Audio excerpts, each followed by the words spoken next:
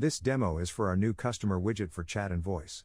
We will create a customer widget in our ExpertFlow CX and show how a normal web chat and web call can be initiated from a customer widget. Our unified admin is normally used for all the configurations for all channels. Create the web widget in the unified admin.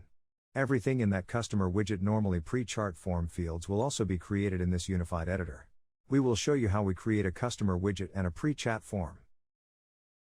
In the Forms component, this is the pre-chat form, which will be used for our customer widgets. Fields to be completed are full name, business email, phone number, customer type.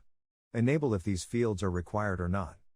If you uncheck this field, these will be optional. For this demonstration, we will make it a required field, which will show as a compulsory field. Moving on to the web widget settings. The widget identifier, with a unique name used to identify the widget. From the drop-down menu, select a previously created form. Enable the WebRTC, which will help initiate web calls. Enable webbook notification.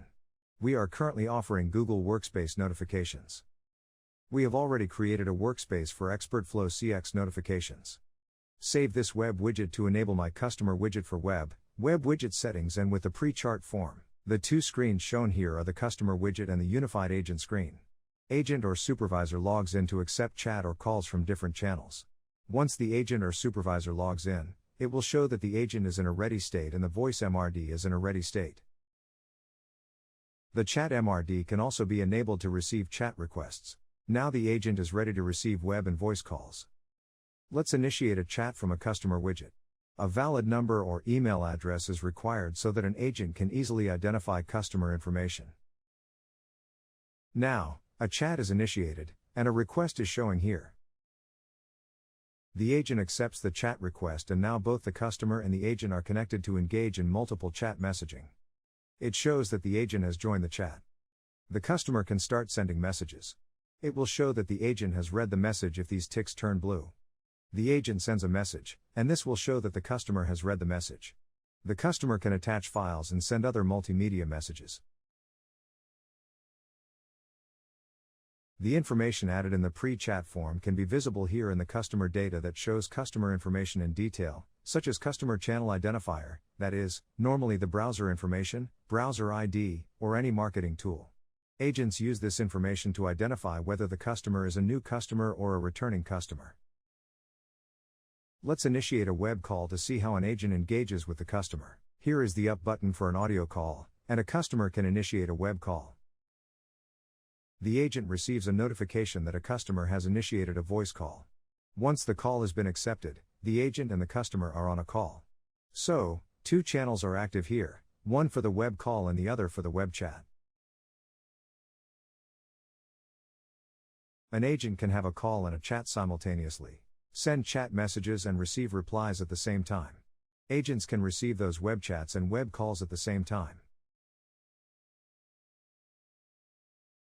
Once the call is ended, the channel will show the wrap-up codes needed. This is needed in case the customer comes back, and it will show all the details of the previous communication. The other conversation has ended, but the chat is still active. If the agent wants to leave the chat, he can leave, and it will show on the customer side that the agent has left the chat.